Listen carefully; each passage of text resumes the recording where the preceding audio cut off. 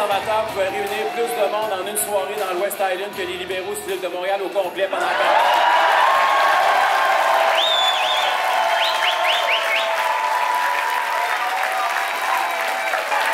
Ce soir, vous êtes le plus gros rassemblement conservateur qu'on a connu sur l'île, mais le Parti conservateur est aussi celui qui a connu les plus gros rassemblements de tous les partis. Et ça signifie quelque chose. Il y a un vent de changement qui se lève de partout au Québec. François Legault a tenté de nous diviser. François Legault, ça a commencé il y a déjà 2-3 ans. Il nous a dit, lui, c'est un travailleur essentiel, elle, c'est une travailleure pas essentielle. Il nous a dit, lui, c'est un vacciné, peut rentrer, elle, c'est une vaccinée qui reste dehors. Il nous a dit, lui, c'est un immigrant, il est peut-être dangereux ou presque. Il nous a dit, ça, c'est des anglophones, on peut empiéter sur leurs droits. Il a fait des erreurs à répétition pendant cette campagne, supposément, mais toujours dans le même sens. On est rendu qu'on se demande plus si c'est des erreurs, on se demande si c'est une stratégie.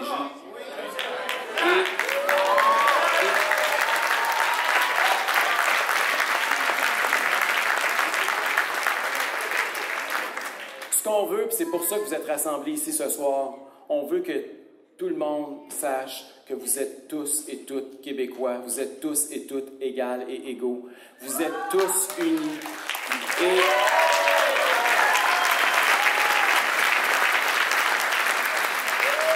ici, vous êtes tous essentiels. Ici, on se fiche de votre statut vaccinal. Ici, vous êtes francophone, anglophone ou allophone, vous êtes tous Québécois. On se fout aussi de quelle année vos ancêtres sont arrivés ou quelle année vous êtes arrivés au Québec.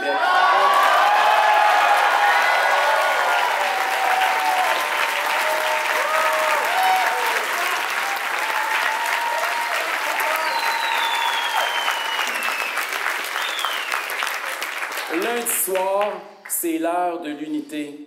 On va tous s'unir pour débarquer François Legault. C'est ça le message qu'on va envoyer.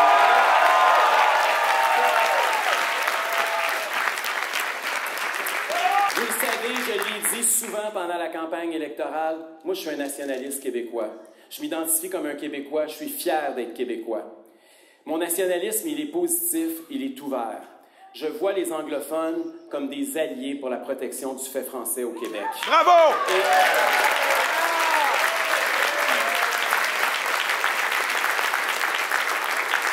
Vous le savez comme moi, 75% des parents anglophones qui ont des droits historiques au Québec d'envoyer leurs enfants à l'école anglaise choisissent d'envoyer leurs enfants dans des écoles francophones, des écoles bilingues ou des programmes d'immersion. La réalité des Anglo-Québécois de 2022 n'a rien à voir avec celle des années 60 dont M. Legault s'inspire.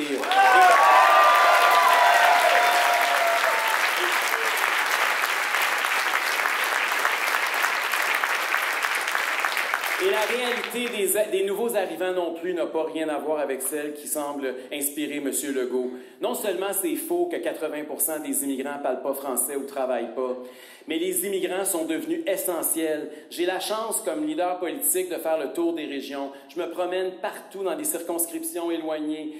Je peux vous dire que des nouveaux arrivants, il y en a partout. J'en trouve dans toutes les usines, dans tous les commerces. Des gens qui sont venus de partout, d'Amérique latine, d'Afrique, d'Asie, d'Europe. Ils sont venus ici participer au rêve québécois.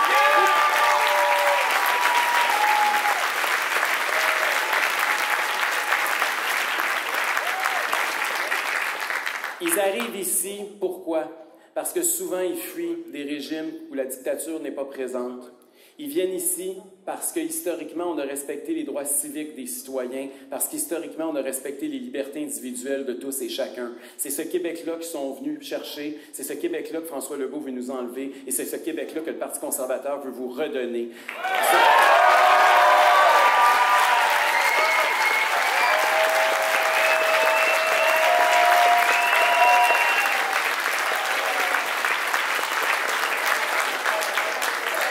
Vous savez,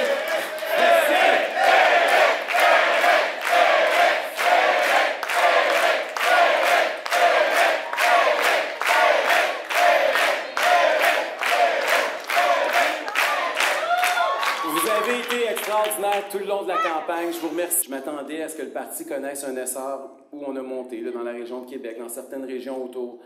On avait vu ça venir. Mais de voir autant de Québécois, de néo-Québécois, d'anglophones, de la grande région de Montréal se joindre au Parti conservateur, pour moi, ça a été le plus beau cadeau, ça a été la plus belle surprise de la dernière année. Je vous en remercie du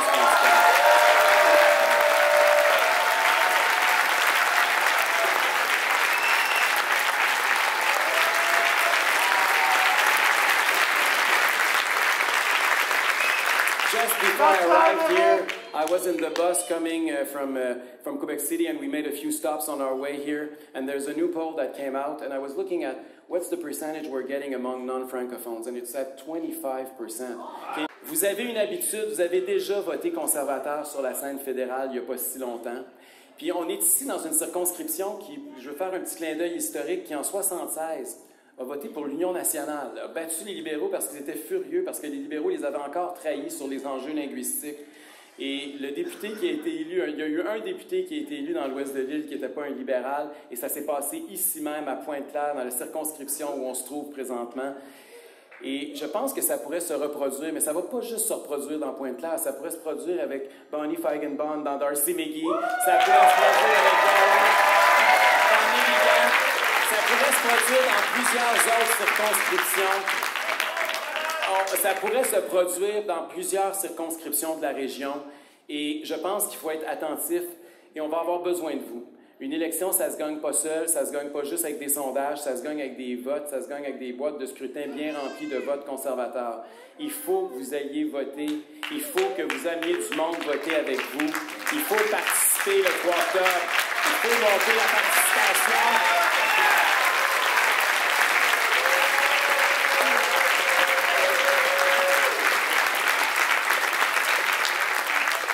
On a l'équipe de militants la plus motivée, la plus nombreuse. Il faut la mettre à profit pour sortir le vote, puis sortir les libéraux, puis le faire.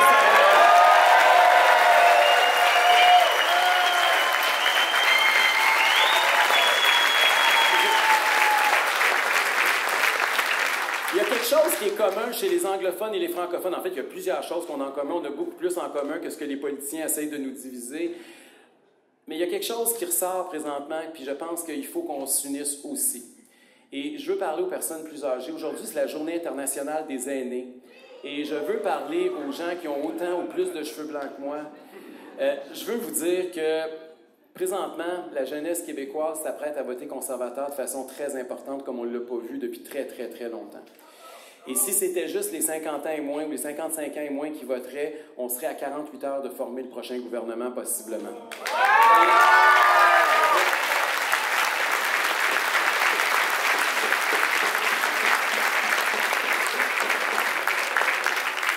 Mais les aînés ont plus de résistance par rapport à ça. Vous savez qu'il y a eu une campagne de peur du gouvernement Legault qui a fonctionné malheureusement auprès de plusieurs d'entre eux. Puis il y a des bonnes raisons parce qu'effectivement, la COVID a affecté plus les personnes âgées que les plus jeunes. Mais je veux dire aux aînés du Québec de voter pour l'avenir du Québec. Je veux dire aux aînés du Québec de ne pas laisser François Legault diviser leur famille. Je veux leur demander de voter comme leurs enfants, comme leurs petits-enfants, pour leurs enfants, pour leurs petits-enfants. Je veux leur demander d'être altruistes, parce qu'un peuple qui ne pense pas à ses enfants, c'est un peuple qui n'a pas d'avenir. Je sais qu'ils veulent léguer un avenir brillant à la prochaine génération et je les invite à voter conservateur.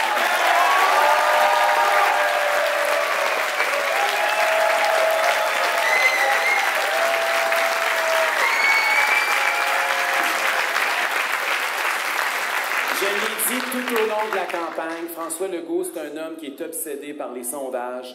C'est pour ça qu'il a voulu nous diviser en francophones et anglophones, parce qu'il pensait qu'il pouvait scorer des points. Et c'est pour ça aussi qu'il nous a divisés en générations, parce qu'il s'est dit que de toute façon, les enfants, puis c'est correct qu'ils peuvent crier, les enfants ont le droit de citer au Québec, c'est notre avenir, il faut les laisser être des enfants. Pas faire ce qu'on a fait depuis.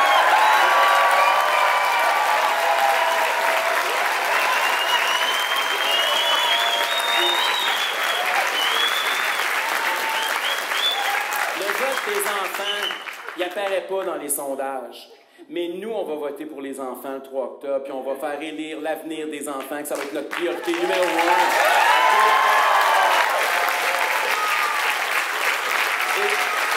Et ça, c'est un message qui ne divise pas, c'est un message qui unit, parce que la grand-mère, le grand-père, le père, la mère, et tout le monde veut on veut offrir mieux à nos enfants que ce qu'on a reçu de nos parents. C'est un contrat moral que tous les êtres humains ont toujours eu. C'est pas vrai qu'on va le rompre puis qu'on va arrêter de penser à l'avenir. Puis le 3 octobre, ayez l'avenir en tête quand vous allez aller mettre votre X sur un bulletin de vote. OK?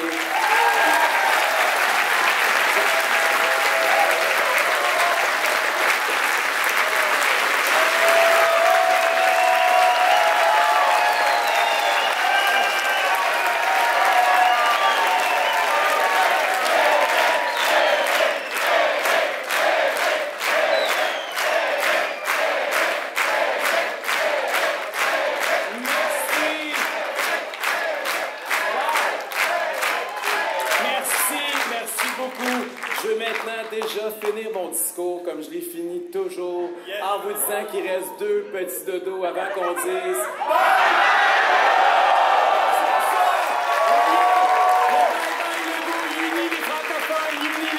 On le dit pareil des 2 langues, on va le dire fort en maudit le 3 octobre au soir. Merci tout le monde!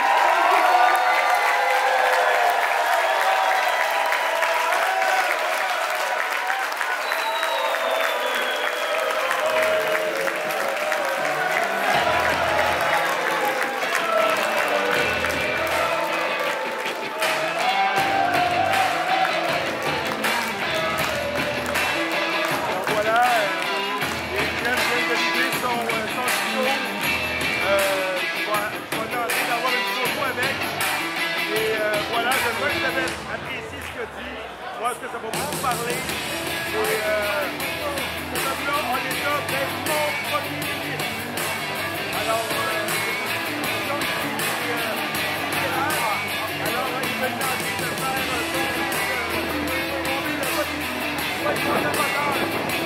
le bus conservateur. Yes!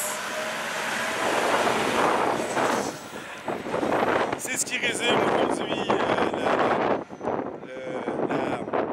le rassemblement du Parti conservateur du Québec. Alors, merci beaucoup d'avoir été là. Mon nom est Yandel et je vous dis à la prochaine, gang!